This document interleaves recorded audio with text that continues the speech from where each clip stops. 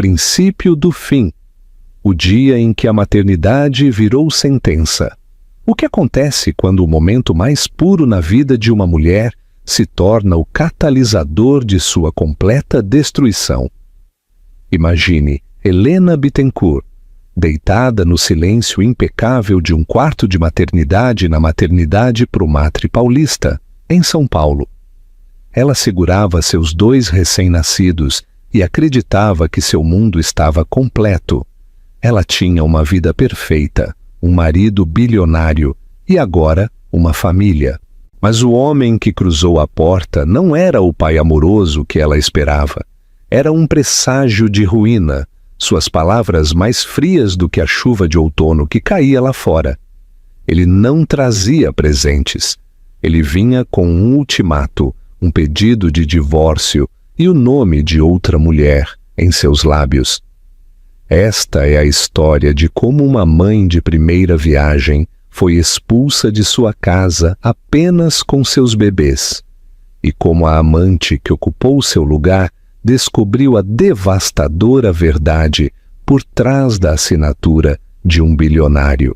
O aroma antisséptico e de talco de bebê pairava no ar da suíte particular da Prumatre. Era um cheiro que Helena decidiu ser o perfume da pura alegria.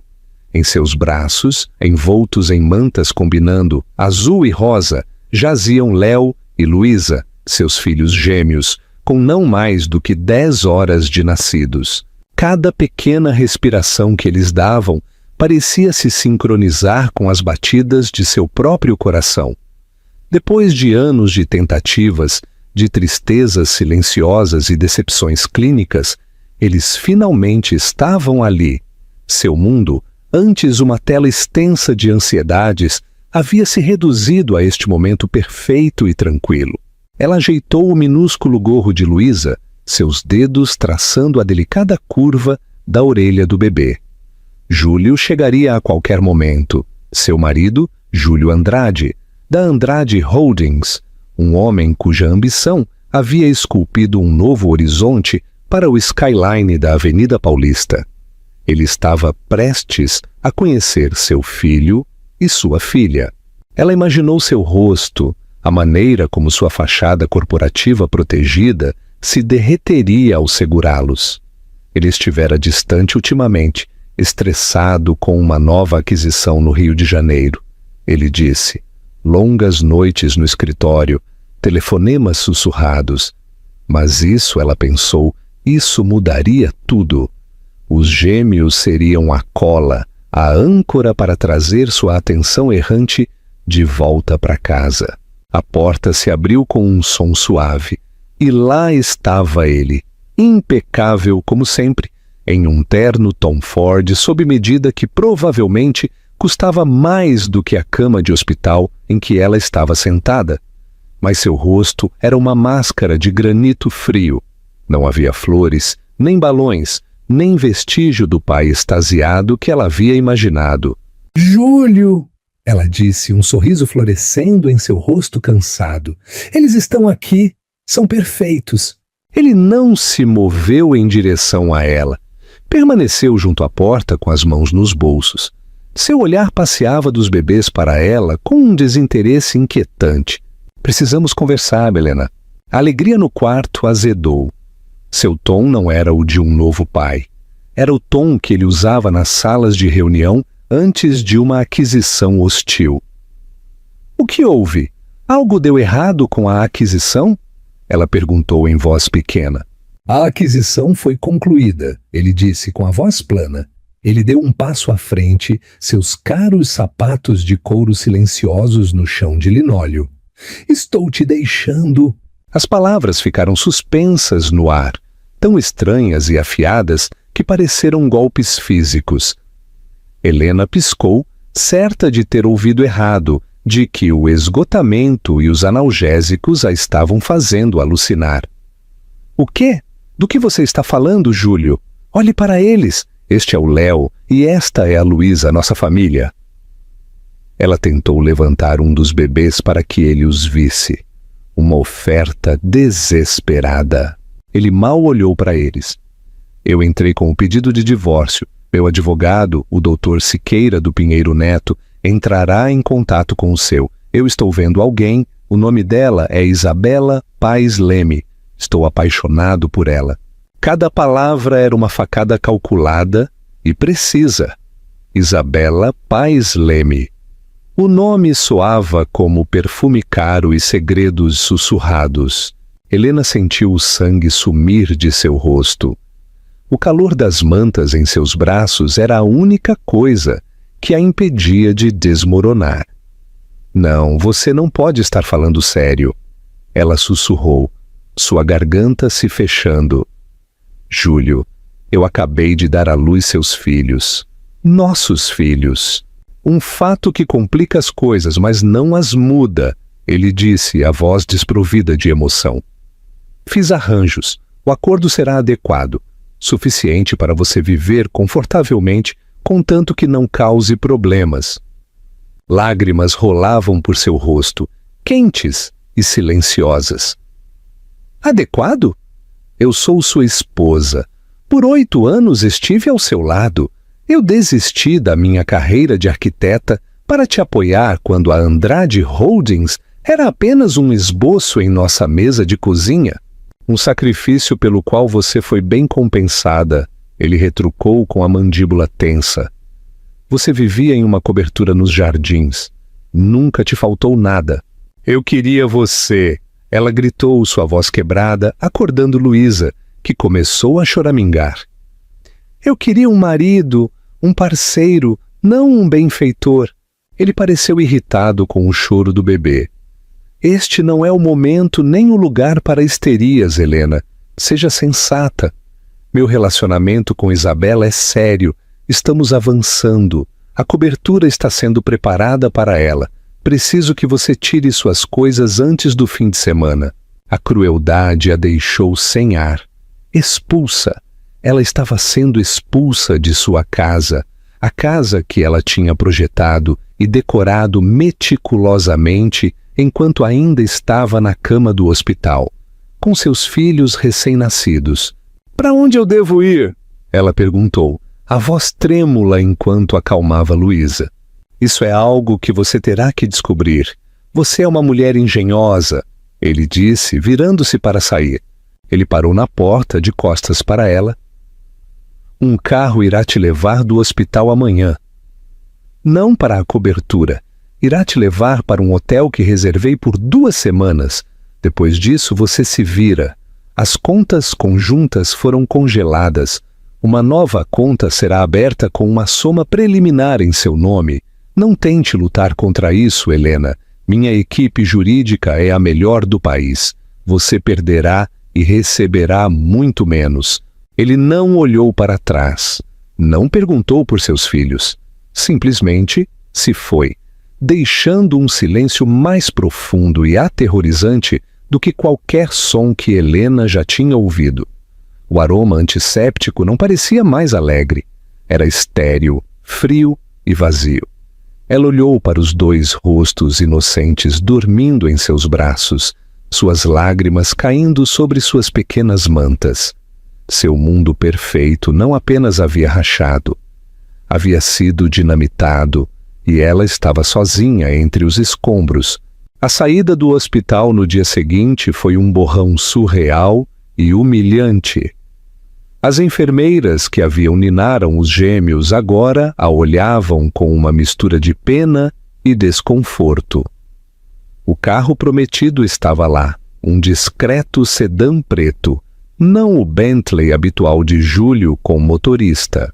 O motorista era educado, mas distante, seus olhos se recusando a encontrar os dela no espelho retrovisor. Enquanto o carro se afastava da grande entrada do hospital, Helena olhou para os 2 assentos de carro ao seu lado. Léo e Luísa dormiam alheios ao fato de que, para todos os efeitos, estavam desabrigados. Ela não tinha para onde ir. O motorista tinha suas instruções. O Hotel Unique, um lugar para turistas e viajantes de negócios, não para uma nova mãe com 2 bebês e uma vida empacotada em 2 malas. O hotel era bastante agradável, mas parecia uma jaula dourada. A equipe era profissional, mas cada sorriso educado parecia um julgamento. Por 2 dias, Helena operou no piloto automático. Alimentar os bebês, trocar os bebês, ninar os bebês para dormir. Nos momentos de folga, um pânico sufocante a invadia. Ela tentou ligar para Júlio, mas seu número ia direto para a caixa postal. Ela tentou sua assistente, uma mulher que conhecia há anos, que a informou em um tom profissional e cortante que toda a comunicação deveria agora passar pelo Dr. Siqueira. No 3º dia, a realidade a atingiu como um trem de carga. Ela tentou pedir fraldas e fórmula através de um aplicativo usando o cartão de crédito de sua conta conjunta. Negada! Ela tentou outra. Negada! Um terror frio percorreu suas costas. Ela fez login em seu aplicativo de banco móvel. O familiar e confortável saldo da conta corrente conjunta havia sumido. Em seu lugar havia um 0. Como ele havia prometido, uma nova conta foi aberta em seu nome. Helena Bittencourt. Seu sobrenome de solteira. O saldo era de R$150 mil. R$150 mil. Para Júlio, era troco. Para ela, era um pacote de indenização. Um insulto. Não duraria 2 meses em São Paulo, não com 2 filhos. O pânico deu lugar a uma clareza assustadora. Ele estava realmente a apagando. Não apenas de sua vida, mas da vida que haviam construído. Ela não era mais a senhora Andrade. Ela era Helena Bittencourt, uma mãe solteira, em um quarto de hotel temporário com fundos minguantes. Havia uma pessoa para quem ela poderia ligar, sua melhor amiga da faculdade, Clara Mesquita. Clara não era apenas uma amiga, era uma litigante tenaz, em um pequeno, mas agressivo escritório de advocacia de família no centro de São Paulo. Suas mãos tremeram ao discar o número. Clara atendeu no 2º toque. Helena, está tudo bem? Tenho tentado te ligar. Como estão os pequenos? O som da voz calorosa e constante de sua amiga rompeu a barreira. Um soluço escapou dos lábios de Helena, cru e rasgado. Clara, ele me deixou. Ela contou toda a história, as palavras saindo aos tropeços entre engasgos e lágrimas. O hospital, Isabela Paes Leme, as contas congeladas, o hotel. Clara ficou em silêncio do outro lado, deixando-a falar. Quando Helena terminou, a voz rouca, a resposta de Clara foi imediata e feroz. Certo, fique onde está. Não fale com ninguém do lado dele. Não assine nada. Estou indo para aí. 1 hora depois, Clara invadiu o quarto do hotel. Seu cabelo ruivo de fogo, um forte contraste com a decoração bege do quarto. Ela olhou para Helena, pálida e exausta, e para os 2 pequenos bebês dormindo em seus berços portáteis, e sua expressão endureceu. Ela abraçou Helena com força. Ele é um monstro! Clara sussurrou em seu cabelo. Mas monstros podem ser derrotados. Nós vamos lutar contra ele, Helena. Nós vamos sangrá-lo. Como? Perguntou Helena, afastando-se, os olhos inchados. Ele tem o Pinheiro Neto. Ele tem dinheiro infinito. Helena gesticulou para o quarto de hotel impessoal. Você tem a verdade. E você tem os filhos dele, disse Clara, seus olhos brilhando com fogo estratégico. Isso é uma vantagem, mas primeiro, o primeiro. Precisamos tirar você daqui. Este lugar é um ralo de dinheiro e é psicologicamente prejudicial. Precisamos encontrar um lugar para você morar, um lugar de verdade. Durante a semana seguinte, Clara se tornou sua general. Enquanto Helena cuidava dos recém-nascidos, Clara trabalhava nos telefones. Ela descobriu que encontrar um apartamento acessível de curto prazo em São Paulo para uma mulher sem renda atual, sem histórico de crédito em seu próprio nome e com 2 bebês era quase impossível. Os 150.000 reais eram uma prisão, o suficiente para desqualificá-la para a maioria dos auxílios, mas nem de longe o suficiente para garantir um lar adequado. O desespero começou a surgir novamente. Suas 2 semanas no hotel estavam quase terminando. Em uma tarde chuvosa, Clara voltou ao hotel parecendo cansada, mas determinada. "Tenho uma pista", ela disse, tirando o casaco molhado. "Não é nos jardins, não é nem perto. É um apartamento térreo em um prédio no bairro da Muca. A senhoria é uma antiga cliente minha, uma senhora mais velha e cascuda chamada Dona Carmen. Eu a ajudei com o testamento do marido pro bono alguns anos atrás. Ela me deve um favor. É pequeno, mas é seguro, e ela está disposta a alugar para você mês a mês, sem verificação de crédito e com 3 meses adiantados." Muca.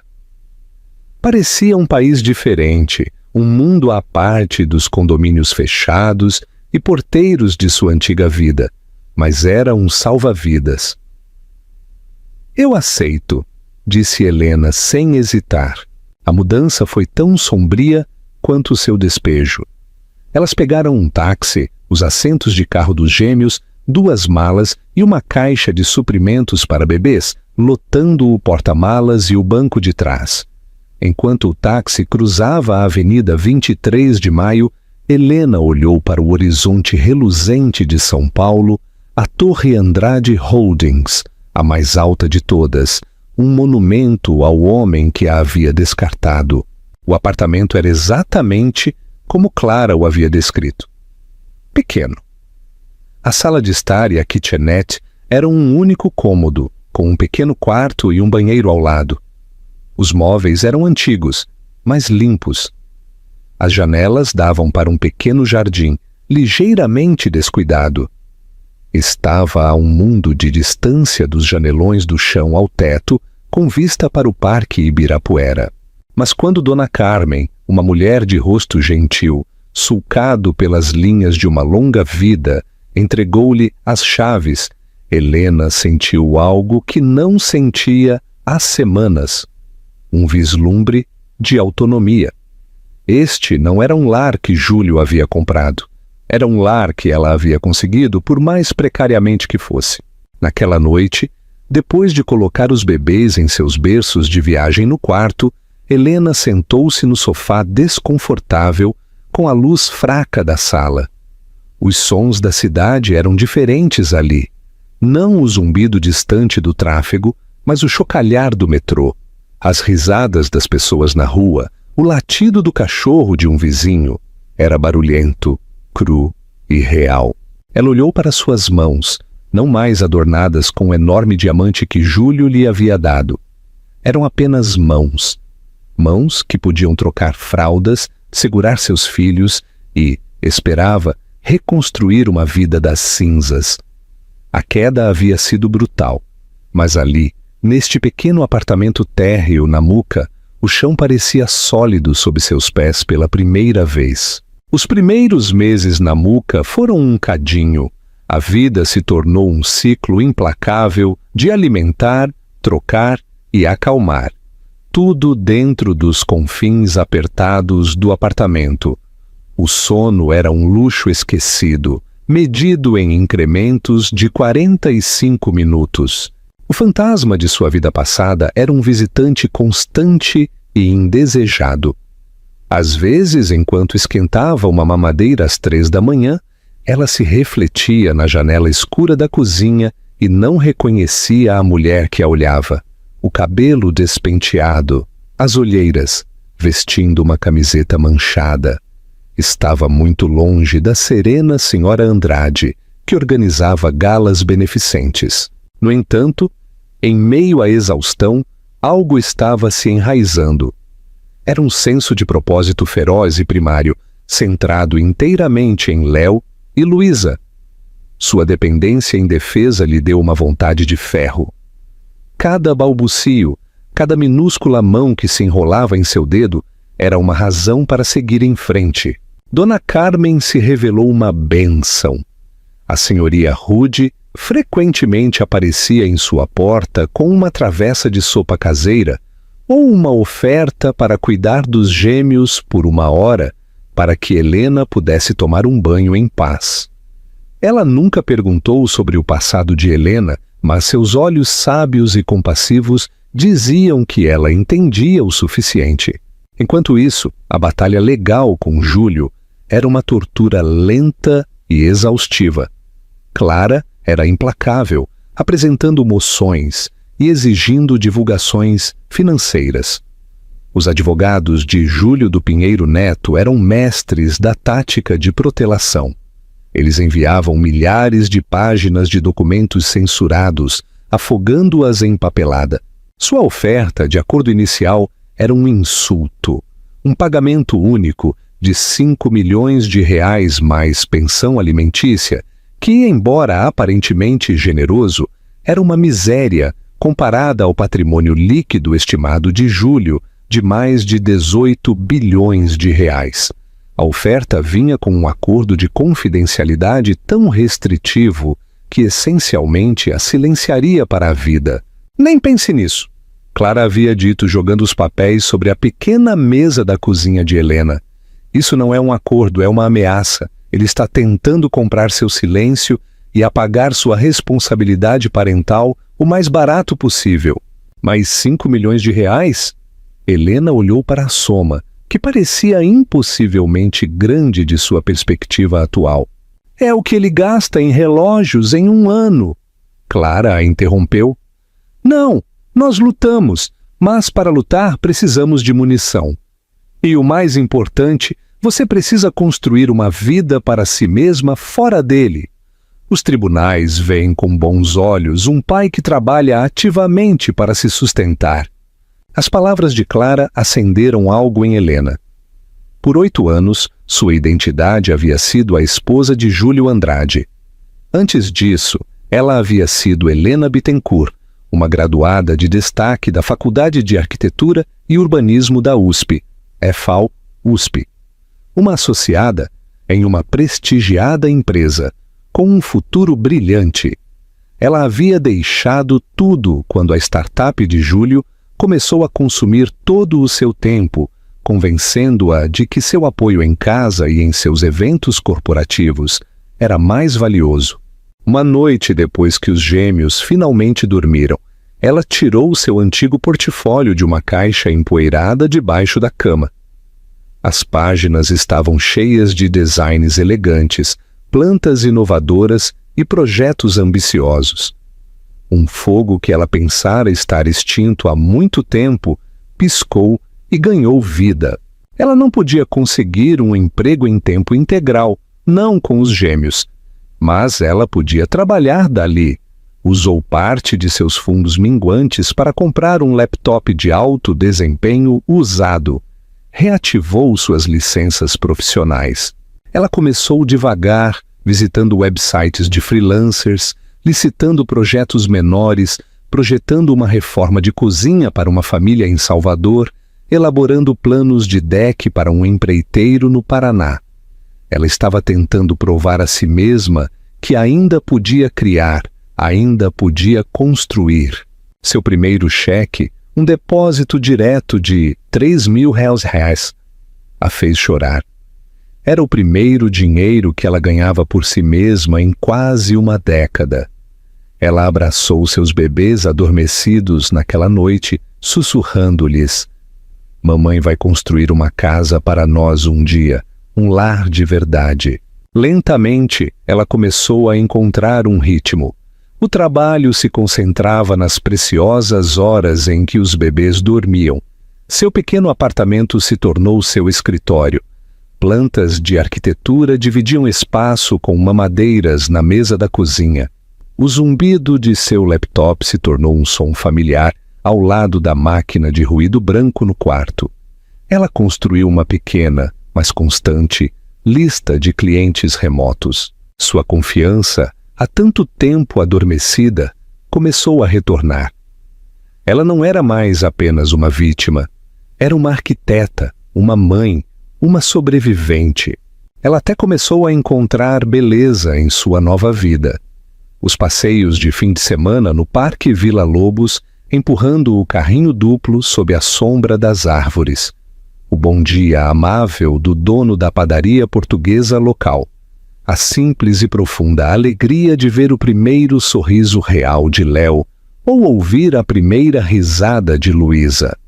Estes eram momentos de felicidade inteiramente seus, sem a mancha do sobrenome Andrade ou do dinheiro. Em uma tarde, enquanto checava as notícias durante um raro momento de tranquilidade, uma foto a paralisou. Era de uma gala social no Teatro Municipal de São Paulo. Júlio estava com o braço em volta de uma mulher incrivelmente bonita, com olhos escuros e inteligentes e uma cascata de cabelo preto. A legenda dizia: o bilionário Júlio Andrade e sua nova parceira, a célebre curadora de arte Isabela Paes Leme, fazem sua estreia pública. Isabela estava radiante em um vestido valentino, vestindo perfeitamente o papel de consorte de um bilionário. Uma pontada de dor antiga a atravessou. Era aguda e familiar. Mas então algo mais surgiu. Ela olhou para a foto, o sorriso forçado no rosto de Júlio e o olhar quase contemplativo nos olhos de Isabela, e sentiu uma estranha sensação de desapego. Aquele era outro mundo, um mundo de performances e pretensões. Seu mundo estava aqui, neste pequeno apartamento, com o cheiro de seus bebês e a silenciosa satisfação de seu próprio trabalho duro. A lenta subida era árdua, mas a vista, ela estava percebendo, era inteiramente dela. O mundo de Júlio Andrade era uma sinfonia de sucesso. A aquisição no Rio havia sido um triunfo, adicionando outra joia à sua coroa corporativa. Ele e Isabela eram o novo casal poderoso da cidade, seus rostos enfeitando as páginas da Forbes e da Vogue Brasil. Ele a instalou na cobertura dos jardins que ele havia redecorado completamente ao gosto dela, apagando todo o vestígio de Helena. Ele comprou arte para ela, financiou uma nova ala no MAM, Museu de Arte Moderna, em seu nome e a cobriu de presentes que fariam um sultão corar.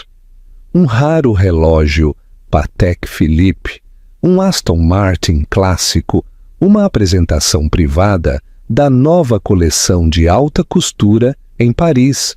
Ele estava interpretando o papel do homem que tinha tudo. No entanto, nos momentos de tranquilidade, uma estranha dissonância zumbia sob a superfície. Ele esperava que esta nova vida fosse um paraíso estimulante e sem problemas, mas não era. Isabela não era como Helena. Onde Helena havia sido calorosa, complacente e feliz em viver em sua sombra, Isabela era um desafio. Ela era brilhante, ferozmente independente, com uma paixão por seu trabalho que rivalizava com a dele. Ela o envolveria em debates intelectuais perspicazes sobre tudo, desde tendências geopolíticas até as nuances da arte pós-moderna. Ele achava isso inebriante, mas também inquietante. Ela não parecia precisar dele da maneira que Helena precisava. Às vezes ele a pegava olhando para ele com uma expressão que não conseguia decifrar. Uma noite, ele a presenteou com as chaves de um novo iate que ele havia nomeado Isabela. Ele esperava euforia. Em vez disso, ela olhou para as chaves em sua mão e depois para ele com um leve sorriso melancólico nos lábios. É lindo, Júlio, ela disse com a voz suave. Mas você sabe que não precisa fazer isso. Eu quero fazer, ele insistiu. Eu quero te dar tudo. Você já o fez, ela respondeu, virando-se para olhar pela vasta janela as luzes da cidade. Você me tem. Não é esse o prêmio? Suas palavras o deixaram se sentindo vazio.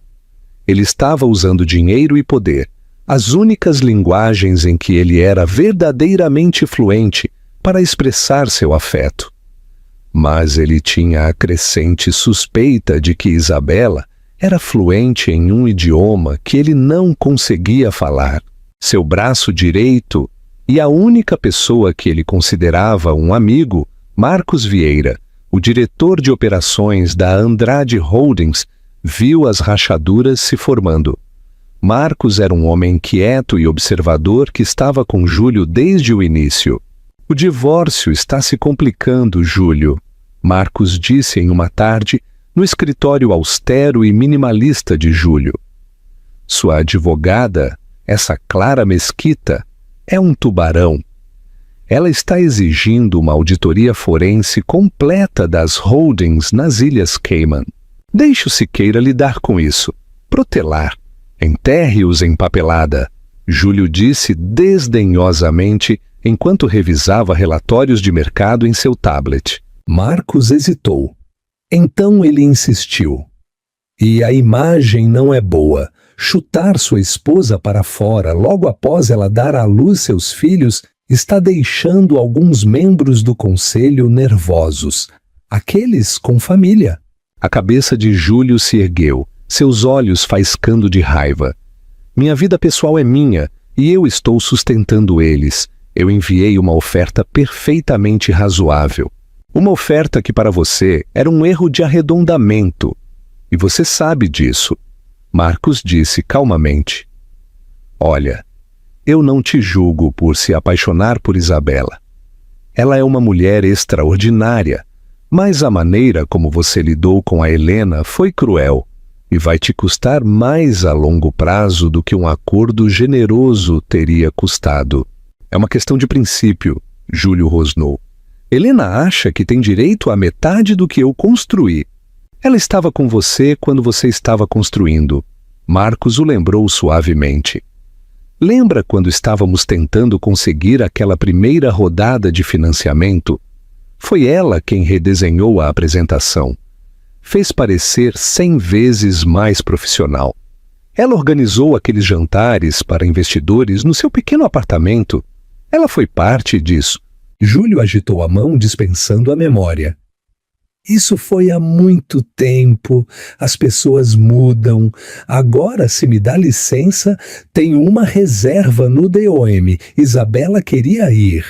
Mas as palavras de Marcos persistiram. Naquela noite, no restaurante Michelin, enquanto Isabela falava apaixonadamente sobre uma nova exposição que estava curando, a mente de Júlio divagou. Ele tentou imaginar seus filhos, Léo e Luísa. Ele sabia seus nomes, mas não conseguia evocar seus rostos. Ele nunca os havia segurado. Ele nunca havia sentido aquele aroma de recém-nascido que Helena costumava falar. Uma pontada repentina e aguda o atingiu. "Não é arrependimento", ele disse a si mesmo. Era uma curiosidade momentânea, uma ponta solta. Isabela pareceu notar sua distração. "Está tudo bem, Júlio?" Só pensando no divórcio. Ele mentiu facilmente. Ela olhou para ele, seu olhar penetrante. "Como ela está, a Helena?" A pergunta o pegou desprevenido. "Não sei. Bem, eu acho. Ela está sendo cuidada." Isabela tomou um gole de seu vinho, seus olhos escuros o observando por cima da borda do copo. "Sabe, para um homem que constrói impérios, você parece ter uma predileção por táticas de terra arrasada em sua vida pessoal. Você percebe que uma vitória que não deixa nada além de cinzas não é realmente uma vitória, certo?" As palavras dela eram como o bisturi de um cirurgião, precisas e cortantes. Pela primeira vez, Júlio sentiu um vislumbre de dúvida. Ele era Júlio Andrade. Ele nunca perdia, ele sempre ganhava. Mas, enquanto olhava para a linda e enigmática mulher do outro lado da mesa, ele se perguntou qual era exatamente o prêmio. Ele tinha a mulher, o império, o poder. Mas sua nova jaula dourada parecia estranhamente vazia, e o fantasma da família que ele havia acabado de destruir estava começando a assombrar seus opulentos e silenciosos corredores. Os meses se transformaram em um ano. Os gêmeos comemoraram seu primeiro aniversário com um pequeno cupcake e uma vela no apartamento da Muca.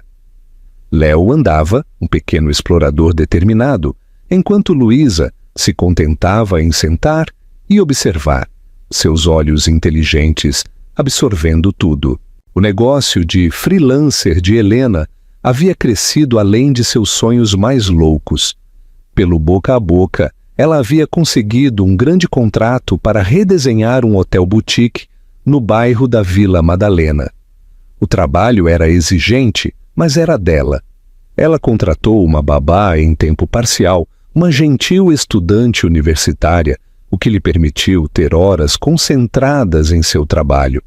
Ela estava finalmente de pé por si mesma. Sua vida era pequena, mas estava cheia. Ela tinha a amizade de Dona Carmen, a risada de seus filhos e a profunda satisfação de seu próprio sucesso. A amargura em relação a Júlio havia desaparecido, substituída por uma determinação férrea. A batalha legal não era mais por vingança, era sobre garantir o futuro de seus filhos e obter o que lhe era devido por seus anos de contribuição. Clara, fiel à sua palavra, havia sido uma guerreira. Ela havia combatido cada protelação, cada moção para indeferimento, com uma tenacidade que enfureceu a cara equipe jurídica de Júlio. Em uma terça-feira chuvosa, Clara ligou, sua voz vibrando com uma energia que Helena não tinha ouvido antes. Preciso que você venha ao meu escritório, agora.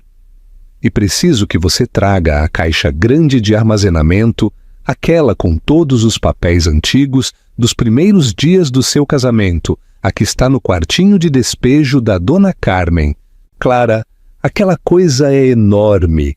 Está cheia de velhas declarações de imposto de renda, recibos.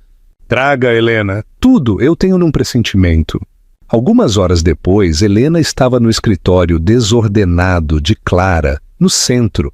A caixa estava no meio do chão, cheirando levemente a poeira e memórias. Pelas próximas horas, elas vasculharam uma década de vida juntas, documentada em papel. Velhas fotos de férias, recibos de restaurantes e montanhas de documentos financeiros. O que exatamente estamos procurando? Perguntou Helena, limpando a poeira das mãos. Eu não sei, admitiu Clara, franzindo a testa em concentração. Os advogados de Júlio forneceram os documentos de constituição padrão para a Andrade Holdings. Está tudo no nome dele, mas você estava casada quando ele a fundou. No Ziquiu-Isiuá, isso significa que a valorização do valor da empresa é propriedade conjugal. Eles estão nos combatendo dizendo que o gênio dele é propriedade separada. É um argumento fraco, mas com o dinheiro dele, ele pode estender isso por anos. Estou procurando uma prova irrefutável. Algo que eles tenham negligenciado. Algo que ele tenha negligenciado. Elas trabalharam até tarde da noite, alimentadas por café e pizza delivery. Justo quando Helena estava prestes a desistir, seus dedos roçaram uma pasta grossa de couro no fundo da caixa. A etiqueta, escrita em sua própria caligrafia, dizia: Andrade Empreendimentos, Legal Constituição Inicial, 2015. Esta era a holding original. Helena murmurou mais para si mesma do que para Clara. Antes que ele reestruturasse tudo na Andrade Holdings, era apenas uma liteta que ele fundou quando conseguiu seu primeiro investidor anjo. Os olhos de Clara se arregalaram. Deixe-me ver isso. Ela pegou a pasta e começou a folhear as páginas cuidadosamente. Era principalmente jargão legal padrão. Então ela parou. Ela leu uma página. Depois leu novamente. Seus olhos se arregalaram. Ah, não me diga, ela sussurrou, um sorriso lento se espalhando por seu rosto. Aquele filho da... tão arrogante. O que é? Helena se inclinou para a frente, o coração batendo forte. Clara virou a pasta e apontou para um parágrafo em uma página de assinaturas. Leia isso, é o artigo 4º, seção B. Helena leu o denso texto legal. Era uma cláusula que ela vagamente se lembrava de ter assinado. Na época, o primeiro grande investidor de Júlio, um sujeito cauteloso de dinheiro antigo, havia insistido em certas proteções. A cláusula estipulava que, para proteger a propriedade intelectual, os algoritmos de software proprietários que Júlio havia projetado, os ativos fundamentais, deveriam ser mantidos conjuntamente pelo principal e seu cônjuge para protegê-los de serem tratados como um ativo único em uma possível falência futura. Era uma cláusula padrão de proteção conjugal em acordos de startup daquela época. Ela, Helena Bittencourt Andrade, estava listada como sócia fundadora silenciosa e não operacional da Litétida original. Sua assinatura estava bem ao lado da de Júlio. Quando Júlio dissolveu a Litétida e incorporou seus ativos na nova e maior Andrade Holdings, esta cláusula fundacional, esta base de propriedade para o PI Central, havia sido legalmente transferida junto com ela. "O que isso significa?" perguntou Helena, a voz trêmula. Clara se recostou na cadeira, parecendo o gato que acabara de engolir toda a fábrica de canários. "Significa, minha querida amiga, que você não tem apenas um pedido sobre a valorização conjugal da empresa dele. Você tem um pedido sobre os alicerces da empresa dele. Você não é apenas a ex-esposa pedindo um pedaço do bolo. Você é uma sócia silenciosa que tem estado sentada no conselho de administração com o título de toda a padaria. Ou ele esqueceu, ou em sua suprema arrogância, ele pensou que este documento velho e empoeirado nunca veria a luz. Ele tem travado uma guerra na frente errada e acabamos de encontrar o túnel secreto para a sala do trono dele." Helena olhou para o documento, sua própria assinatura de uma vida atrás. Uma assinatura que ela havia feito como uma esposa de apoio, nunca sonhando com seu poder. Uma onda de vertigem a atingiu. "Todo o império dele?" Clara continuou, a voz baixa e triunfante. "Cada arranha-céu, cada hotel, cada aquisição foi construída sobre a base daquele software inicial. De acordo com isso, você é uma proprietária fundacional daquela PI. Ele não pode vendê-la, transferi-la ou alavancá-la sem o seu consentimento, e eu estou disposta a apostar que ele o fez 1 dúzia de vezes." Helena olhou para a amiga, lágrimas brotando de seus olhos. Não de tristeza, mas de uma sensação vertiginosa, assustadora e estimulante de poder.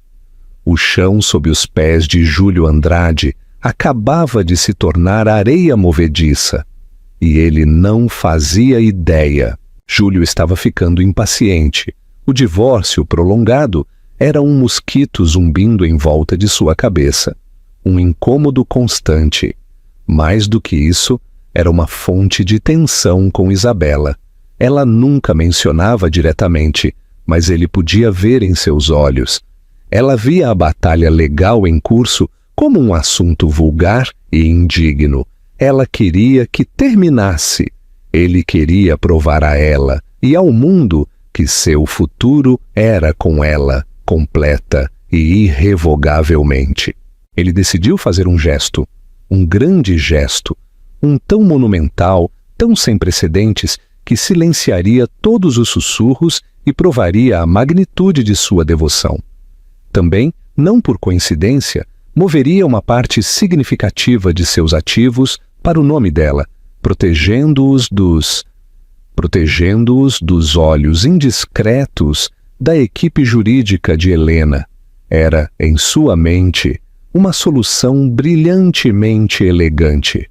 Ele convocou seus advogados de finanças pessoais, uma equipe diferente dos advogados de divórcio, para seu escritório. "Eu quero fazer uma transferência", ele anunciou, em pé diante deles, com o ar de um imperador romano. Eu quero ceder uma participação majoritária da Andrade Holdings, 51%, para a senhora Isabela Paes Leme. Eu quero que seja estruturado como um presente irrevogável. Eu quero a papelada pronta para sexta-feira. Os advogados trocaram olhares de espanto. O sócio principal, um homem chamado Dr. Vasconcelos, pigarreou. Senhor Andrade, Júlio, um movimento desta magnitude é virtualmente inédito. As implicações fiscais por si só são de tirar o fôlego. E abrir mão de uma participação controladora em sua própria empresa? Eu não estou abrindo mão dela, Júlio o corrigiu. Estou garantindo-a com minha parceira. Isabela é uma estrategista brilhante. Isso consolida nosso futuro pessoal e profissional. Apenas façam. Sua ordem era absoluta. Os advogados, embora profundamente perturbados, começaram a tarefa hercúlea de redigir os documentos. Era a maior transferência privada de ativos que eles já haviam testemunhado. Júlio planejou a assinatura com um estilo teatral. Não seria em um escritório de advocacia chato. Ele alugou o exclusivo restaurante DOM para toda a noite. Seriam apenas os dois, os advogados como testemunhas, e uma refeição com estrela Michelin para comemorar. Ele disse a Isabela para se vestir para uma ocasião especial, mas manteve os detalhes em segredo. Ela chegou deslumbrante, em um vestido preto simples e elegante. Sua curiosidade estava no auge. O restaurante estava vazio, exceto pela mesa deles, que estava discretamente posicionada para oferecer uma vista deslumbrante da Rua da Consolação. Os advogados Vasconcelos e seus associados sentaram-se em uma mesa próxima, com uma grossa pasta de couro descansando à frente deles. — Júlio, o que é tudo isso? Perguntou Isabela com um sorriso nos lábios, embora seus olhos estivessem cautelosos. — Este, ele disse pegando sua mão, é o nosso futuro. Após um jantar suntuoso, Júlio acenou para os advogados. Vasconcelos trouxe a pasta e a colocou sobre a mesa. — Isabela, Júlio começou, a voz ressoando com sinceridade ensaiada. — Eu te amei desde o momento em que te conheci. Você é minha igual, minha parceira, em todos os sentidos da palavra, e eu quero provar isso a você. Palavras são baratas, ações são o que definem um homem. Ele abriu a pasta. Dentro havia um único documento grosso de velino e uma pesada caneta tinteiro banhada a ouro. Este documento, ele disse, baixando a voz para um sussurro dramático, faz de você a acionista majoritária da Andrade Holdings. Estou presenteando você com 51% do trabalho da minha vida. Tudo o que eu construí, estou colocando em suas mãos, porque meu futuro não tem valor sem você nele. Ele deslizou o documento para ela junto com a caneta.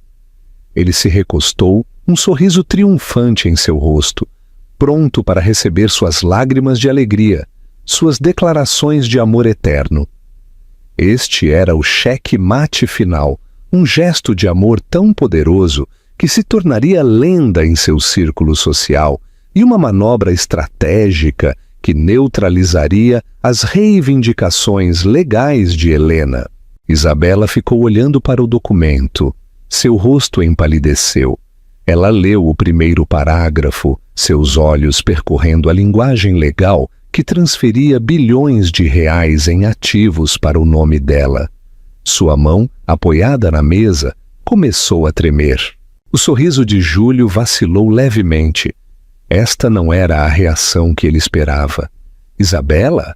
Ela levantou os olhos do papel. Ele se surpreendeu ao ver que seus olhos estavam marejados. Mas não eram lágrimas de alegria. Sua expressão era de uma tristeza profunda e dilacerante. — Tolo! Ela sussurrou, a voz embargada pela emoção. — Tolo, arrogante e lindo! O que você fez? Ela começou a chorar.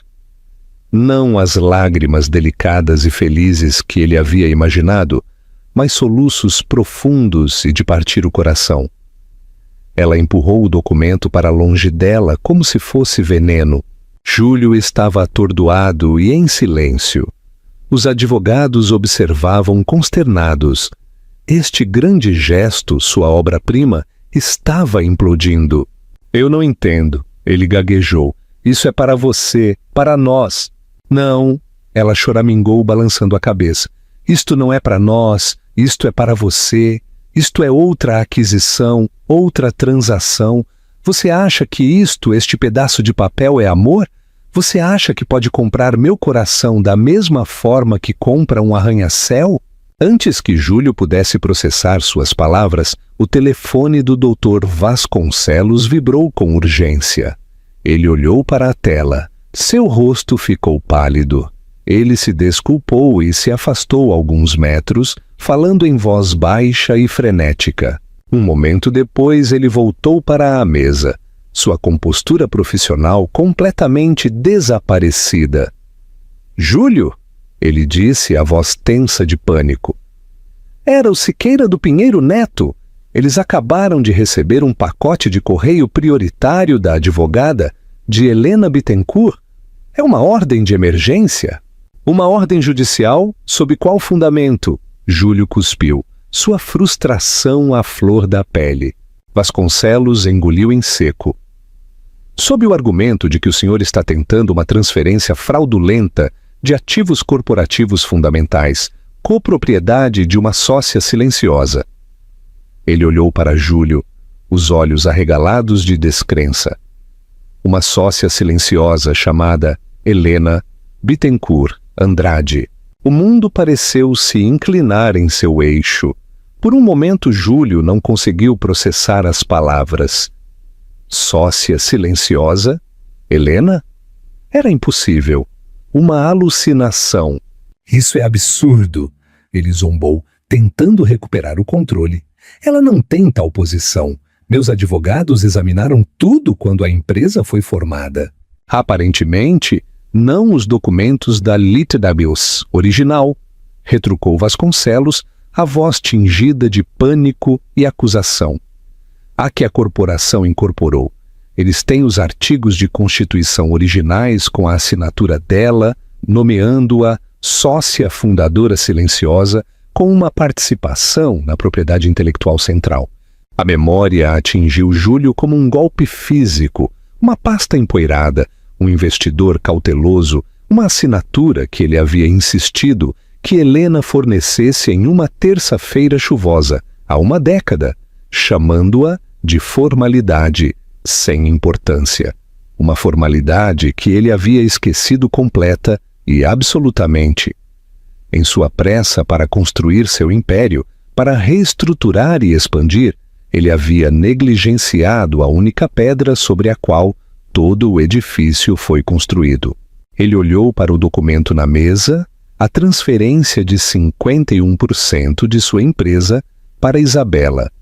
Um documento que agora não era apenas inútil, mas era evidência de uma tentativa ilegal, massiva, de fraudar uma sócia comercial, sua ex-esposa. Ele se virou para Isabela, um olhar desesperado e confuso em seu rosto. Seus soluços haviam cessado, transformando-se em uma raiva quieta e latente. Por que você está chorando? Ele exigiu, a voz embargada. Se você odiava tanto este gesto, então isto é uma boa notícia para você, não é? O acordo está cancelado. Ela olhou para ele e pela primeira vez ele não viu a curadora de arte sofisticada, nem a mulher encantadora que amava. Ele viu uma estranha, com os olhos cheios de uma pena que era mais dolorosa do que qualquer raiva. Você ainda não entende, não é? Ela disse, a voz carregada de decepção. Eu chorei, Júlio, porque neste único e grandioso ato você provou que não aprendeu nada. Você provou que vê tudo, esta empresa, eu, o próprio amor, como algo a ser possuído, controlado e negociado. Você não me ofereceu uma parceria. Você tentou comprar uma rainha para o seu reino. Ela se levantou, seus movimentos cheios de uma graça repentina e nítida. Eu chorei porque me apaixonei por você de verdade, profundamente. E eu esperava, contra todas as evidências, que o homem por quem me apaixonei estivesse enterrado em algum lugar sob o bilionário. Eu estava errada. O bilionário é tudo o que resta. Júlio ficou sem palavras. As duplas revelações, a bomba legal de Helena e a evisceração emocional de Isabela o haviam deixado cambaleando. O mundo perfeitamente construído que ele havia levantado para si mesmo estava se fraturando ao seu redor. "Para onde você está indo?" ele perguntou. Sua voz era um sussurro rouco. "Vou chamar um táxi", ela disse, pegando sua bolsa de mão. Ela fez uma pausa e olhou para ele uma última vez. "Sabe, eu conheci Helena uma vez, em um evento beneficente anos atrás, antes de conhecer você. Ela era inteligente, vibrante. Você a esvaziou para construir seu império e quando ela não era mais útil, você a descartou. E você estava prestes a fazer o mesmo comigo, só que disfarçou com um papel mais bonito. O padrão é o mesmo?" Enquanto ela se afastava, deixando-o sozinho no restaurante cavernoso e vazio, com seus advogados atônitos, outra peça do quebra-cabeça se encaixou na mente destroçada de Júlio.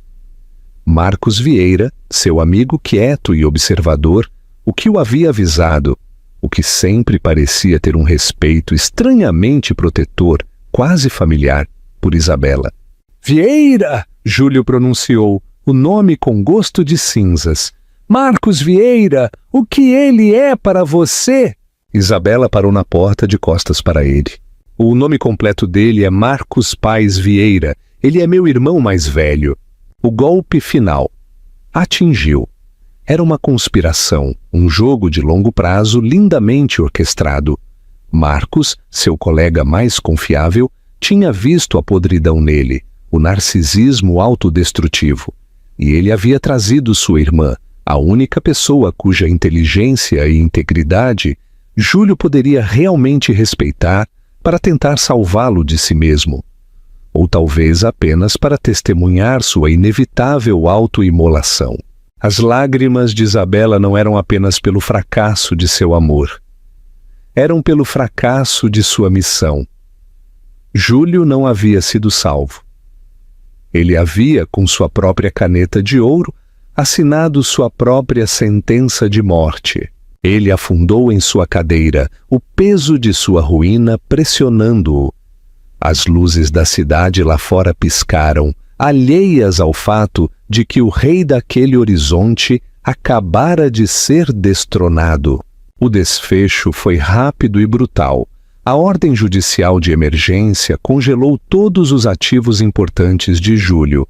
A revelação da cláusula fundacional enviou ondas de choque através do mundo financeiro. As ações da Andrade Holdings despencaram. O conselho de administração, já nervoso com o comportamento errático de Júlio, convocou uma reunião de emergência. A negociação, quando finalmente ocorreu, não foi em uma sala de reuniões do Pinheiro Neto, mas no modesto escritório de Clara Mesquita, no centro. Era um testemunho da mudança sísmica no poder. Júlio chegou com uma aparência diminuída. Sua arrogância habitual havia sumido, substituída por um olhar cansado e atormentado. Ele estava ladeado por seus advogados, que agora olhavam para Clara não com condescendência, mas com um respeito relutante. Do outro lado da mesa sentou-se Helena.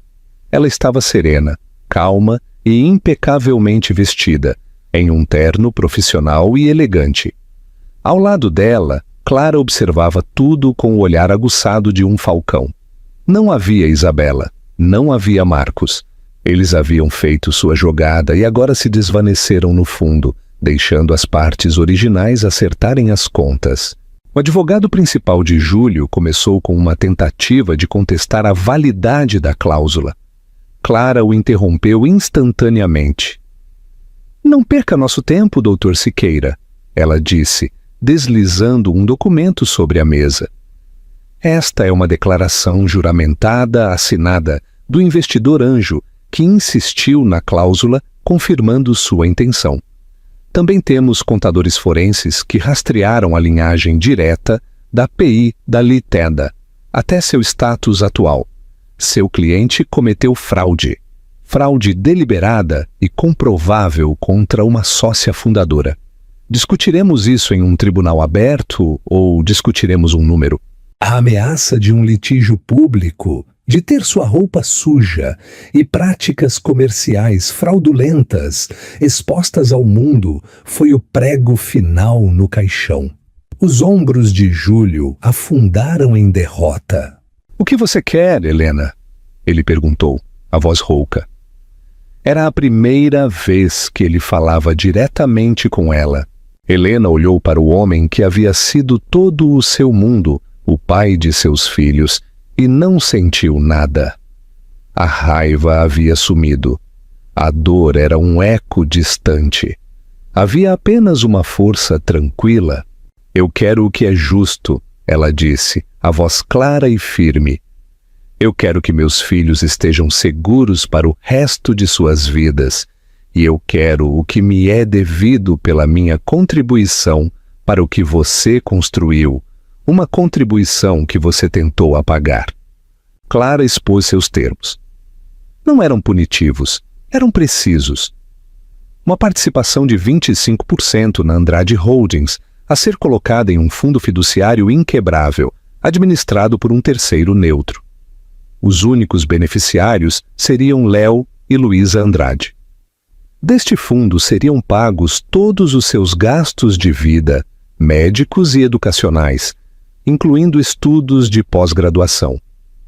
Ao completarem 25 anos, eles herdariam a participação na íntegra. Para Helena, os termos eram diferentes.